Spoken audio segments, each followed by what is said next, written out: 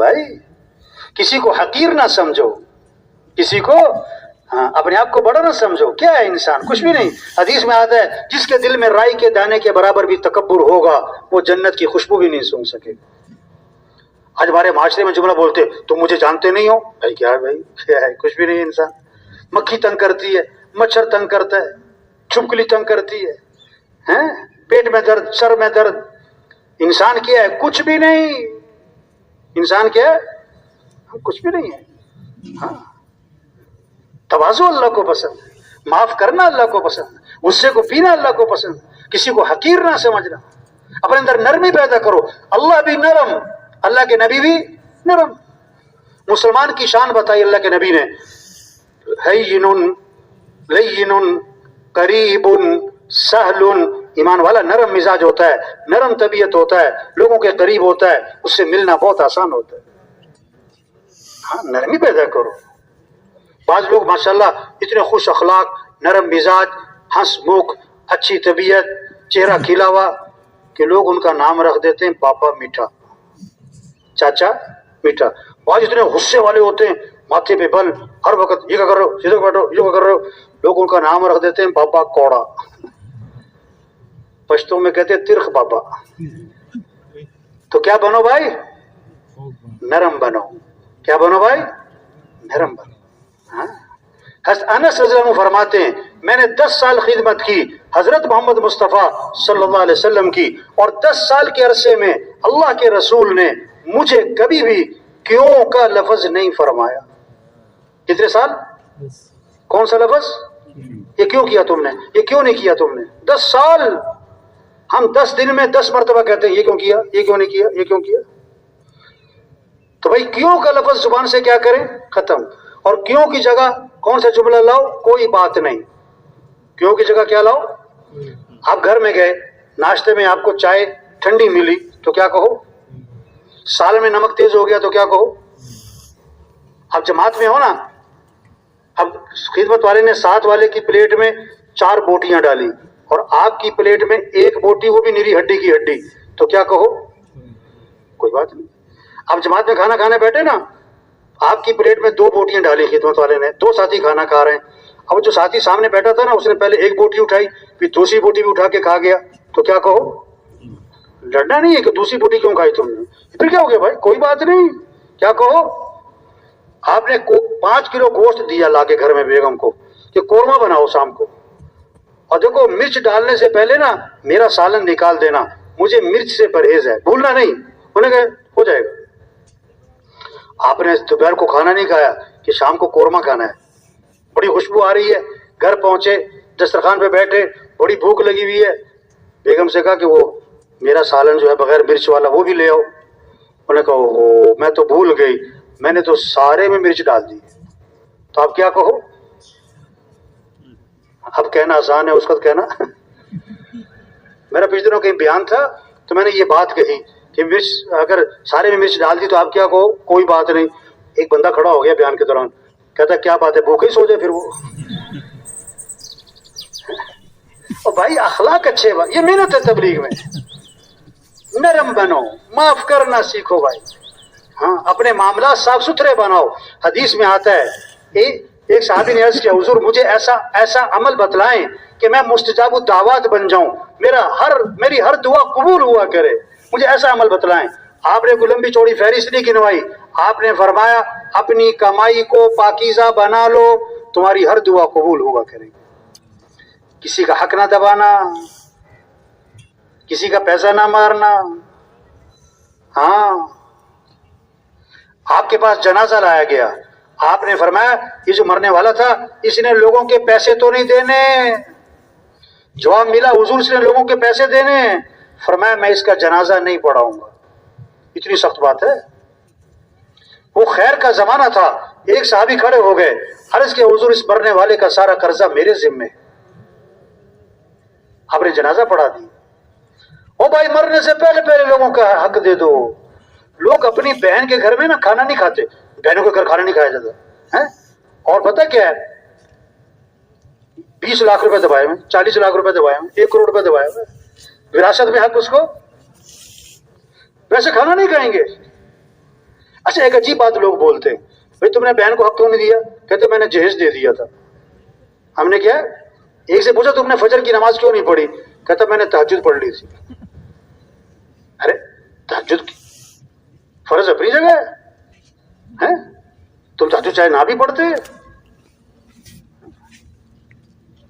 آپ صلی اللہ علیہ وسلم آسمان کی طرف نگاہ اٹھائی, یہ ہاتھ آپ ماتھے پہ رکھا اور فرمایا اوف بڑی سخت چیز نازل ہوئی ہے.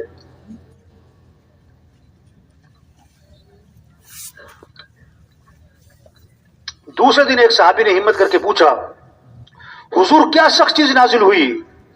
آپ نے فرمایا جبریل علیہ السلام آئے اور مجھے یہ بتلا گئے اگر کوئی آدمی اللہ کے راستے میں جائے اور شہید کر دیا جائے اور پھر زندہ کیا جائے اور پھر شہید کر دیا جائے, اگر اس کے ذمے قرضہ ہے جب تک قرضہ ادا نہیں ہوگا مغفرت نہیں ہوگی اس کی.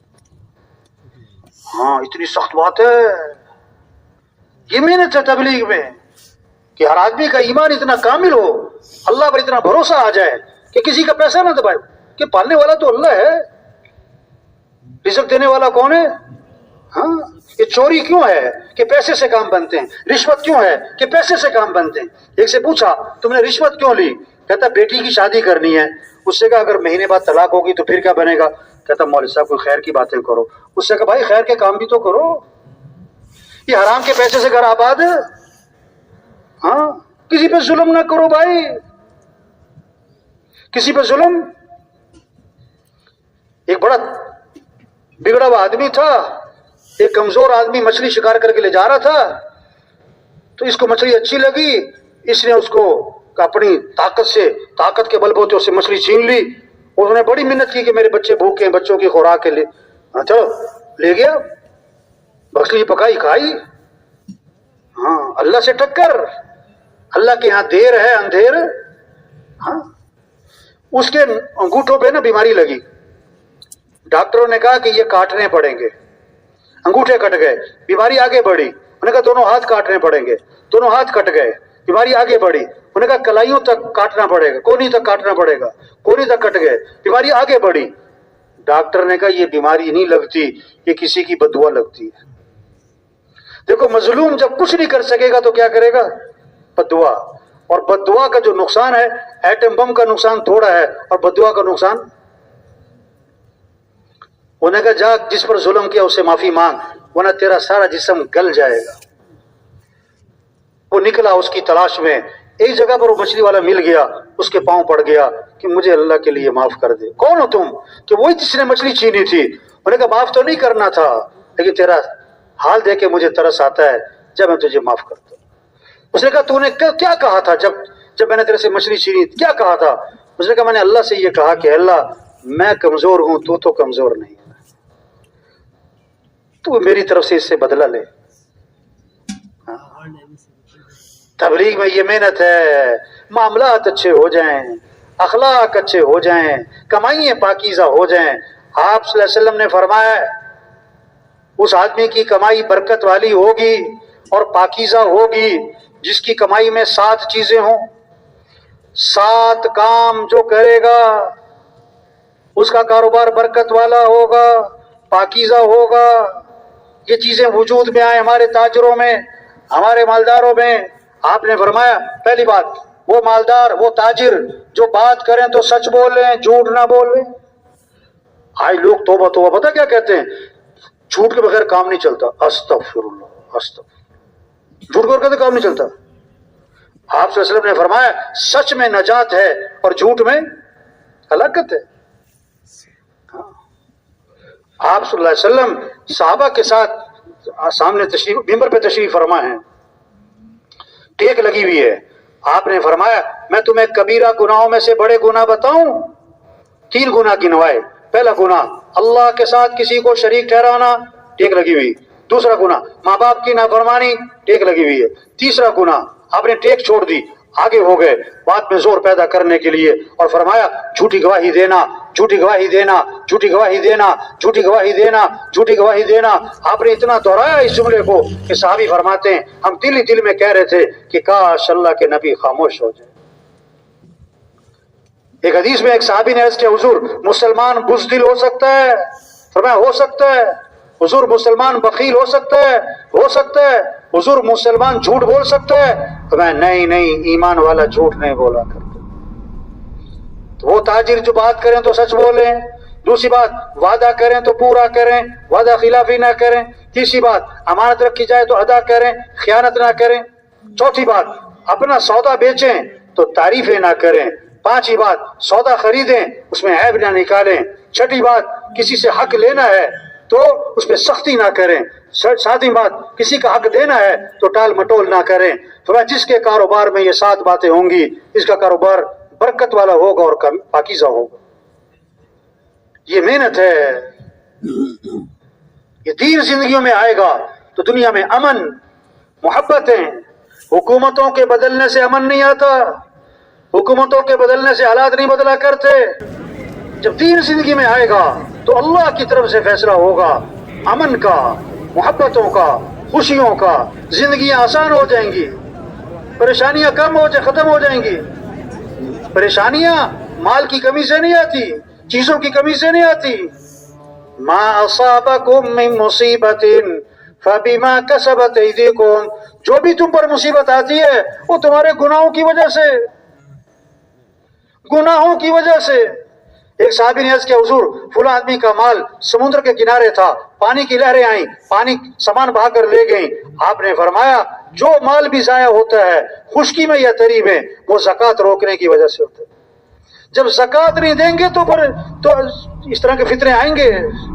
جب بے حیائی عام ہوگی، فحاشی عام ہوگی، اللہ کے نبی نے فرمایا ایسی بیماریاں پیدا ہوں گی جن بیماریوں کے نام تمہارے بڑوں نے کبھی سنے بھی نہ ہوں گے. ہاں آپ صلی اللہ علیہ وسلم نے فرمایا آدمی محروم کر دیا جاتا ہے رزق سے اس گناہ کی وجہ سے جو وہ کر بیٹھتا ہے. جب گناہ ہوں گے، اللہ کی نافرمانی ہوگی تو محرومی آئے گی، پریشانیاں آئیں گی، مصیبتیں آئیں گی، غم آئیں گے.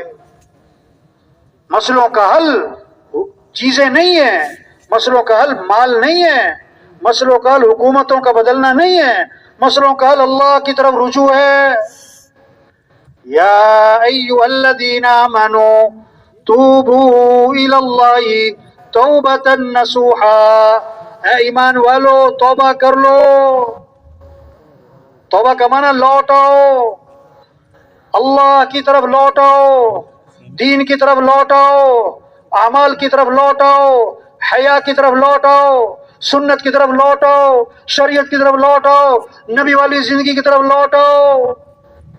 وَتُوبُوا إِلَى اللَّهِ جَمِيعًا أَيُّهَا الْمُؤْمِنُونَ لَعَلَّكُمْ تُفْلِحُونَ.